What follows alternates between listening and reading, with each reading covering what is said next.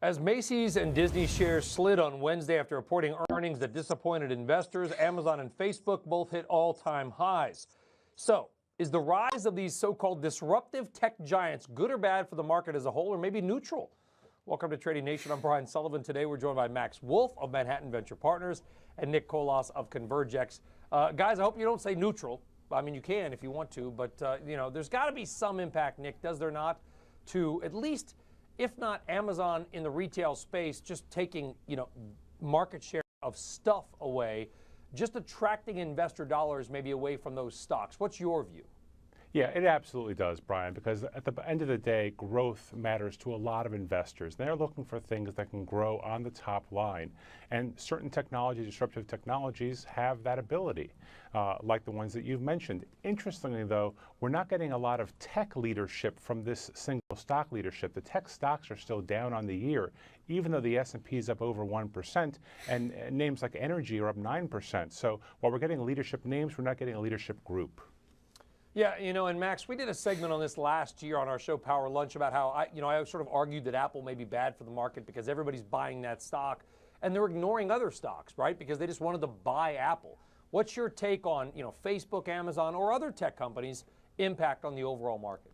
Yeah, so what we are seeing is a huge consolidation play and a reshuffling. So Amazon's taking business from 20 retail names. And while Amazon's much bigger than any of those names, it's probably as big or bigger than all those names on some level. It is major in its impact here on employment and on rents and on downtown usage. We see mall REITs struggling. We see some employment weakness. So there are real effects here that are non-trivial. Additionally, I think what we're seeing is Amazon is disrupting everyone. So they're now competing with Netflix, hardly an old brick and mortar play, and they kind of get into one industry after another where they tend to compress the profit margin and squeeze out other players. So definitely big, and Facebook is similar. So Facebook and Google control online advertising, and Amazon is 30+% of e-commerce. So one of the weird things, it's a bit counterintuitive, about these new exciting technologies that are making everything competitive is they tend to be very, very dominant, and there are fewer competitors than there were in the industries they disrupted.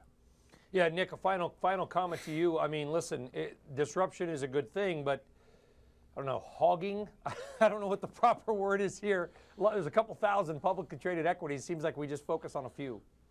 Yeah, there's a big disruption going on, and economists really have trouble quantifying it in terms of productivity growth, which at the end of the day is what's important for economic growth. There's an old saying that you can see the internet everywhere except the productivity data, and you're definitely seeing that play through now in the stock market as well. You have disruption, but it's not yet creating the kind of growth that we had either in wages or in the economy with prior disruptive technologies like in the 1920s and 30s.